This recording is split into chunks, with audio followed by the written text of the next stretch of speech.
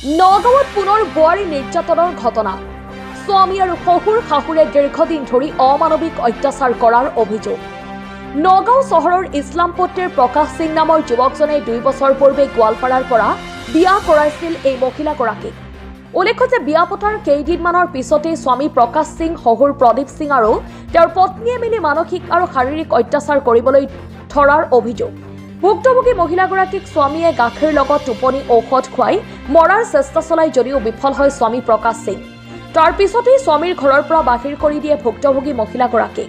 ঘৰৰ পৰা বাহিৰ কৰি দিয়াৰ পিছত মহিলাগৰাকী উপায়হীন হৈ বান্ধৱীৰ ঘৰত আশ্ৰয় ল'ব লগা হয়।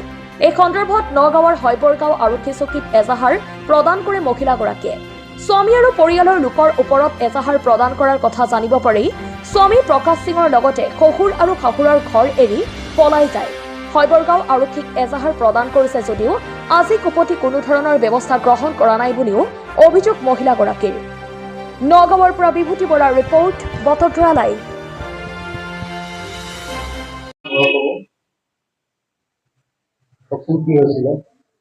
কি হৈছিলে মানে আজিৰ পৰা 2 বছৰ আগত মোৰ এটা নগাঁৱৰ ইছলামপট্টি বুলি কয় তাৰে এটা ল'ৰাৰ লগত তাৰমানে মোৰ বিয়া হ'ল আৰু কি। বিয়া হোৱাৰ পিছত মানে সি মানে এনেকুৱা শাৰীৰিক মানসিক অত্যাচাৰ মোক কৰি থাকে, ইমানেই অত্যাচাৰ কৰে, দিনে ৰাতিয়ে তাৰমানে মাৰপিট কৰি থাকে, মাকেও মাৰে। তাৰ বিয়া দিয়া এজনী ভনীয়েক আছে, ভনীয়েকেও মোক মাৰপিট কৰে। মাৰপিট কৰি পেলাই মোৰ 2খন কাণৰ পৰ্দা ফটাইছে। তাৰপিছত পিছফালেদি বাটামেদি মাৰি পেলাই পিছফালৰ কমৰৰ হাড়দিডাল ফ্ৰেকচাৰ হৈছে, হাতৰ আঙুলি এবাৰ মোৰ ভাঙিছে। তাৰপিছত ব্ৰেইনতো মানে এনেকুৱাকে মাৰিছে মোক, মানে চিটি স্কেন কৰিব দিছে ডাক্তৰে। বহুত মাৰপিটৰ ৰিপৰ্ট মোৰ তাতে আছিল, মোবাইলত আছিল। তাৰপিছত কাগজবিলাক মই উলিয়াই থৈ দিছিলো, দয়াৰ ভাঙি মাকে পুতেকে সেইবিলাক পুৰি পেলাইছে। তাৰপিছত মোবাইলটোতো চব ডকুমেণ্টছ আছিল। সিহঁতে মোক কি কৰিছে, নিচা জাতীয় ঔষধ খুৱাই, টেবলেট খুৱাই নিজে পৰিকল্পিতভাৱে মই চুচাইড কৰিব ওলাইছো বুলি সিহঁতে মোক মানে এটা দিছে আৰু কি, দি পেলাই মানে গাঁৱৰ মানুহ চানুহ মাতি পেলাই দেখুৱাইছে যে মই বোলে চুচাইড কৰিব ওলাইছো সেনেকে। তাৰপিছত সিহঁতে মোক হস্পিতালত নি পেলাই তাৰপিছত ট্ৰিটমেণ্ট কৰিলে। ট্ৰিটমেণ্ট কৰাৰ পিছত মোৰ মা দেউতাক খবৰ দি আনিলে। তাৰপিছত মোৰ মা দেউতাক খবৰ দি অনাৰ পিছত জোৰ জবস্তি মোক মাৰি পিটি এনেকুৱাকে মাৰিছে, এনেকুৱাকে পিটিছে।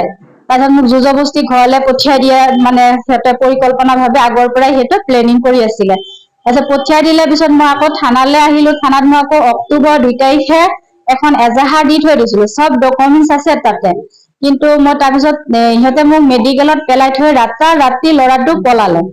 ৰাতি ল'ৰাটো পলাই, হয় মোৰ স্বামীয়ে মেডিচিন খুৱাইছিলে। প্ৰকাশ সিং হয়। তেখেতৰ এনে নিজৰ ঘৰ মাটি নাই, ইছলামপট্টিত এঘৰ মুছলিম মানুহৰ ঘৰত ভাড়া আছিল। আৰু এজাহাৰ দাখিল কৰিছিলো মই অক্টোবৰ 2 তাৰিখে। এজাহাৰত মোৰ চব মেডিকেল ৰিপৰ্ট পাতি মোৰ চব কিছু আছে তাতে। তাৰপিছত সিহঁতে মোকতো মাৰি পিটিটো পলালে, ৰাতি পলালে, মেডিকেলত পেলাই থৈ পেলাই 4 দিন মই মেডিকেলত থাকিলো। মেডিকেলৰ পৰা আহি মই বগাঁও থানাত মই এখন মানে দিছো, আকৌ এজাহাৰ নতুন কৰি দিছো। কিন্তু এতিয়ালৈকে কেছটো মোৰ ৰেজিষ্টাৰে কৰা নাই। মই সদৰ থানা, বগাঁও থানা মই বিচাৰি মানে দৌৰা-দৌৰি কৰি আছো, কিন্তু মই কোনো সহায় পোৱা নাই এতিয়ালৈকে। ক'লে ক'ত বিচাৰিম, আমি ক'ত যাম বিচাৰি। এদিনাখন সদৰ থানা এজনী বাইদেউ পুলিচে আৰু মোক লৈ পেলাই মই কি কয় তাৰ ভনীয়েকৰ ঘৰ লক্ষীনগৰ, তাতে মই লৈ গৈছিলো। তাৰপিছত লৈ যোৱাৰ পিছত পুলিচে মানে কৈছিলে কি যে থানালৈ যাবা বুলি। তাৰ ভনীয়েকক আৰু তাৰ মানে গিৰিয়েকক আৰু কি, সিহঁতে আছামী পলত সহায় কৰিছে। সিহঁতে মোক মাৰপিট কৰিছে, সিহঁতৰ নামত মই কেছটো দিছো। সিহঁতেতো আছামী হয় ন, সিহঁতে পলাই পেলাই গোৱালপাৰা গুচি গৈছে। আৰু সহায় কৰিছে পলোৱাত তাৰ জীয়েক আৰু জীয়েকৰ গিৰিয়েকে। পুলিচক মই এইটোৱে আহ্বান জনাও যে অতি তদন্ত কৰি দোষীক মানে উচিত শাস্তি লাগে। মোৰ যেনেকুৱা এটা অসহায় মানুহ, মোৰ এটা সন্তান আছে, তাৰ পৰা মোক মানে আনি আজি মান সন্মান খেদাই মই মানে বহুত বেয়া বুলি মোক মানে মিছা বদনাম কৰি সিহঁতে মানে বহুত অত্যাচাৰ। মই কি কম, মুখেদি ক'ব লগা ভাষা নাই মোৰ। তেখেতে এতিয়া মই শুনা মতে তেখেতৰ এটা মাহীয়েকৰ ল'ৰা থাকে মুম্বাই, তাৰ নাম হৈছে কিশোৰ ৰয়। তেখেতে মানে আগৰ পৰাই মানে কৈ আছিল যে এৰি থৈ গুচি আহ। তই মোৰ লগতে কাম কৰিবি, তোক ব্যৱস্থা ইয়াতে কৰি দিম, তই তাতে থাকিব নালাগে। আৰু যোৱাৰ আগতে তাৰ এজন বন্ধু, মই নামটো নকওঁ, বন্ধুজনক বোলে কৈ গৈছে যে বোলে মই মুম্বাই গুচি যাম, এইক এৰি থৈ পেলাই এইকেইদিনৰ ভিতৰতে তই যাবি নেকি, বন্ধুজনক বোলে কৈছে। বন্ধুজনে মোক কৈছে, আৰু সি মোক ধমকি দিয়ে মেডিকেলত পেলাই থৈ, কয় কি তই মোক একো কৰিব নোৱাৰ, তই মোক এটা মূৰ ছিঙিব নোৱাৰ, সদৰ থানা অৱকাশ থানা ওচি মোৰ হাতৰ মুঠিত আছে, তই মোক ক'ত বিচাৰি পাবি, তই মোক কেতিয়াও বিচাৰি নেপাও, এতিয়া মোক ন্যায় লাগে।